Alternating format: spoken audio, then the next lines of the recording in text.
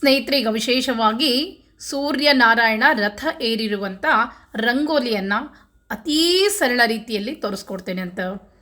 ಈ ಸಲ ರಥಸಪ್ತಮಿ ಅತ್ಯಂತ ಶುಭ ಯೋಗವನ್ನು ತರ್ತಾ ಇದೆ. ಅದಕ್ಕಾಗಿ ಪ್ರತಿಯೊಬ್ಬರು ಬಹಳಷ್ಟು ಸರಳ ರೀತಿಯಲ್ಲಿ ರಥದ ರಂಗೋಲಿಯನ್ನು ಹಾಕಿ ಪೂಜೆಯನ್ನು ಸಹ ನಾವು ಶಾಸ್ತ್ರೋಕ್ತವಾಗಿ ಸರಳ ರೀತಿಯಲ್ಲೇ ತಿಳಿಸ್ಕೊಡ್ತೇನಂತ. ಪ್ರತಿಯೊಬ್ಬರು ಈ ರಂಗೋಲಿಯನ್ನು ಹಾಕಿ ಆ ದಿನ ಪೂಜೆಯನ್ನು ಮಾಡಿರಿ. ಎಷ್ಟು ನಮಗೆ ಸಮಯದ ಕಡಿಮೆ ಮಾಡ್ಕೋಬೇಕು ಅಷ್ಟು ಸಮಯ ಕಡಿಮೆ ಮಾಡಲಿಕ್ಕೆ ಸರಳವಾಗಿರುವಂಥ ರಂಗೋಲಿಯನ್ನು ತೋರಿಸ್ಕೊಡ್ತಾ ಇದ್ದೀನಿ ಇವತ್ತು. ಆ ರೀತಿ ರಂಗೋಲಿಯನ್ನು ಹಾಕಿ ಪೂಜೆಯನ್ನು ಮಾಡಿರಿ. ನಾವು ಕೆಲವೊಂದು ಏನಿರ್ತಾವಲ್ಲ ವಿಶೇಷ ಯೋಗಗಳು ನಮ್ಗೆ ಪ್ರಾಪ್ತಿ ಆಗ್ತಾವಲ್ಲ, ಅಂಥ ಸಮಯದಲ್ಲಿ ಮಾಡಿದಂಥ ಪೂಜೆಗಳು ನಮಗೆ ಯಶಸ್ಸನ್ನು ತಂದುಕೊಡ್ತದೆ. ಈ ರೀತಿಯಾಗಿ ಮೇಲೆ ಶ್ರೀ ಸೂರ್ಯ ನಾರಾಯಣಾಯ ನಮಃ ಅಂಥೇಳಿ ಹಾಕ್ಕೊಳ್ಬೇಕು. ನಾನು ಸಂಸ್ಕೃತದಲ್ಲಿ ಹಾಕೇನಿ, ನೀವು ಬೇಕಂದರೆ ಕನ್ನಡದಲ್ಲೂ ಸಹ ಈ ಹಾಕ್ಕೊಳ್ಬೇಕು. ನಂತರ ನಾನು ತೋರಿಸ್ತೀನಿ ನೋಡ್ರಿ, ಸರಳವಾಗಿ 2 ಗೆರೆಗಳನ್ನು ಈ ರೀತಿಯಾಗಿ ಹೇಳ್ಕೊಳ್ಬೇಕು. ಏನೂ ಇಲ್ಲ, ಈ ಸೇಮ್ ಅಂದರೆ 2 ಒಂದೇ ರೀತಿ ಇರುವಂಥ 2 ಗೆರೆಗಳು. ಈ ರೀತಿ 2 ಗೆರೆಗಳನ್ನು ಎಳ್ಕೊಂಡು ಆ ಗೆರೆಗಳನ್ನು ಇನ್ನೊಂದು ಗೆರೆ ಹಾಕ್ಕೊಂಡು ಜೋಡಿಸ್ಕೊಳ್ಬೇಕು. ತೋರಿಸ್ತೀನಿ ನೋಡ್ರಿ, ಏನೂ ಇಲ್ಲ, ಸರಳವಾಗಿ ಇದೇ ರೀತಿಯಾಗಿ ಗೆರೆಯನ್ನು ಕೆಳಗೂ ಹಾಕ್ಕೊಳ್ಬೇಕು, ಮೇಲಿಂದಕ್ಕೂ ಹಾಕ್ಕೊಳ್ಬೇಕು. ಇದೇ ರೀತಿಯಾಗಿ ಮೇಲೇನೂ ಕೂಡ ಹಾಕಿ ಸರಳವಾಗಿ ಈ ರೀತಿಯಾಗಿ ಜೋಡಿಸ್ಕೊಳ್ಬೇಕು. ನೋಡ್ರಿ, ಈ ರೀತಿ ಜೋಡಿಸ್ಕೊಳ್ಬೇಕು. ಈ ರೀತಿ ಜೋಡಿಸ್ಕೊಂಡ್ಮೇಲೆ ಈಗ ಮೇಲೆ ಕೆಳಗ ಒಂದು ಗೆರೆಯನ್ನು ಇಳ್ಕೊಳ್ಬೇಕು, ಅವೆರಡನ್ನು ಕೂಡಿಸ್ಕೊಳ್ಬೇಕು. ಇದೇ ರೀತಿಯಲ್ಲಿ ಆ ಕಡೆ ಸಹ ಇದೇ ರೀತಿ ಕೂಡಿಸ್ಕೊಳ್ಬೇಕು.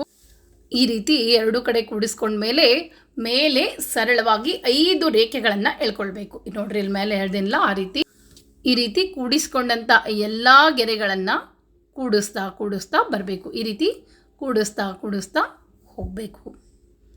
ಈ ರೀತಿ ಕೂಡಿಸ್ಕೊಳ್ಬೇಕ್ರಿ. ಅವನ್ನೆಲ್ಲ ಒಂದಕ್ಕೊಂದು ಒಂದರ ಕೆಳಗೆ ಒಂದು ಕೂಡಿಸ್ತಾ ಹೋಗಬೇಕು.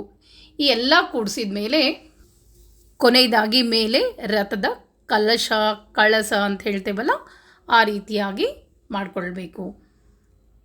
ಮಾಡಿ ನೋಡ್ರಿ, ಇದಾದಮೇಲೆ ನಮಗೆ ಸರಳವಾಗಿ ರಥ ಸುಂದರವಾಗಿ ಕಾಣಿಸ್ಲಿಕ್ಕೆ ಹತ್ತದ.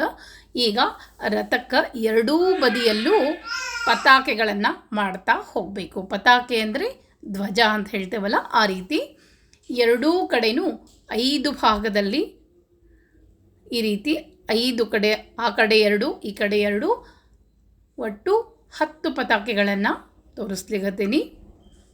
ಈ ರೀತಿ ಆದಮೇಲೆ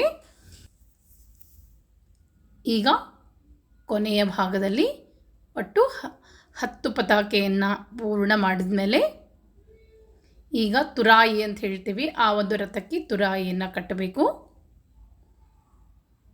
2 ಕಡೆ ಮುತ್ತಿನ ಒಂದು ಗುಂಡೆ ಅಂತ ಹೇಳ್ತೇವಲ್ಲ, ಆ ರೀತಿಯಾಗಿ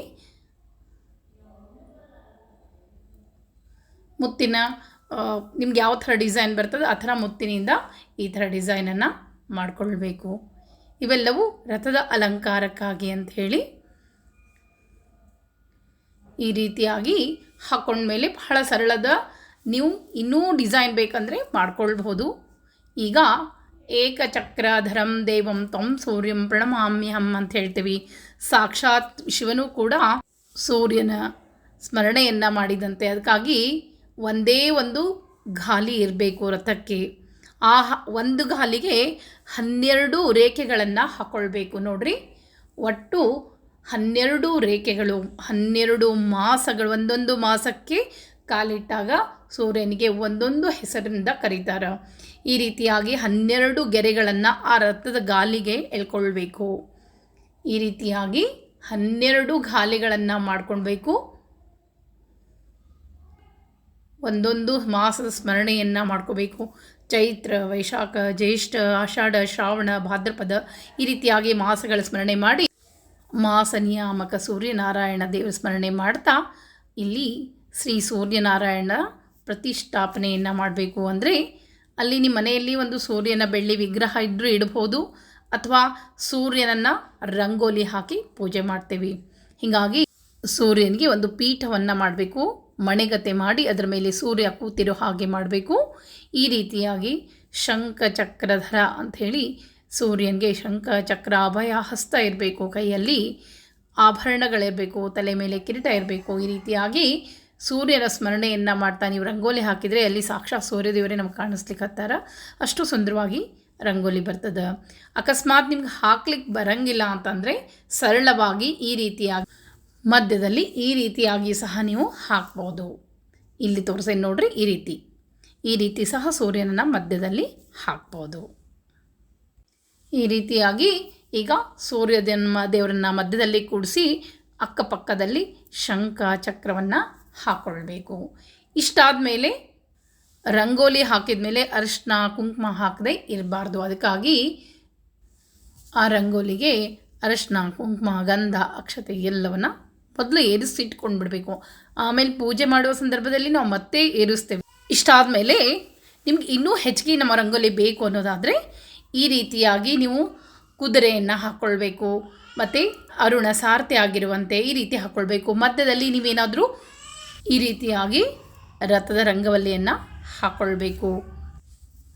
ಈ ರೀತಿಯಾಗಿ ಕಾಣಿಸ್ಲಿಕ್ಕೆ ಹತ್ತದ. ನಿಮಗೂ ಶಾಸ್ತ್ರೋಕ್ತವಾಗಿ ಯಾವ ರೀತಿ ಪೂಜೆಯನ್ನು ಮಾಡಬೇಕು ಅನ್ನೋದನ್ನು ಮುಂದಿನ ವಿಡಿಯೋದಲ್ಲಿ ಕೂಡ ನಾನು ತಿಳಿಸ್ಕೊಡ್ತೇನಂತ. ಮತ್ತೆ ಮುಂದಿನ ವಿಡಿಯೋ ಸಿಗ್ತೀನಿ. ನಮಸ್ಕಾರ.